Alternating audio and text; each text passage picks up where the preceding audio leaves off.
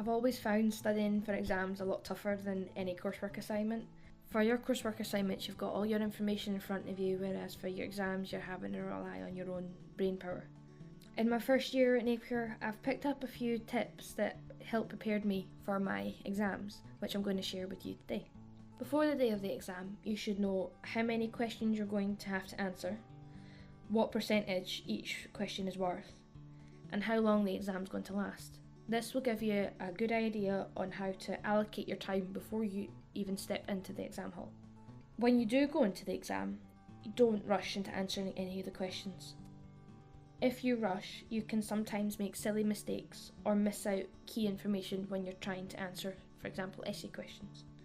If your exam does involve essay questions, it's a good idea to read through the questions several times before deciding which ones you're going to answer.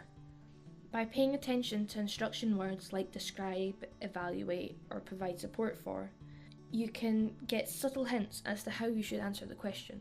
And by doing the past papers and looking at these hints, you should have a really good chance of getting the full marks for each question. It is also a good idea to draw up a quick essay plan at the back of the exam paper sheet so that you know what you're going to say in each section and you don't go off topic. You just have to remember to cross this out at the end of the exam. If the exam involves multiple choice questions, you need to make sure that you read all the options thoroughly before selecting your answer. Sometimes there can be two answers that seem the same, but they're there to catch out. You need to read them very carefully and choose which answer you think is most accurate. It's a good idea to eliminate the answers you know are definitely wrong. That way you'll have fewer options that you have to choose from.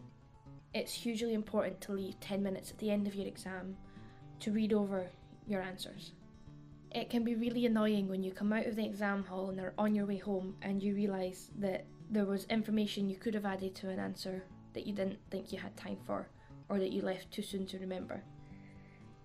By leaving those 10 minutes at the end of the exam, it's given you the chance to think back and add in those extra pieces of information that could be the difference between a normal pass and a merit. So I'd say plan your time in the exam hall before the day of the exam.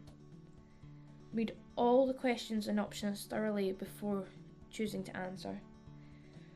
Make an answer plan for your essay questions and leave time to read over and add to your answers at the end. For information about study support available at Edinburgh Napier, visit the Academic Skills page on the student portal.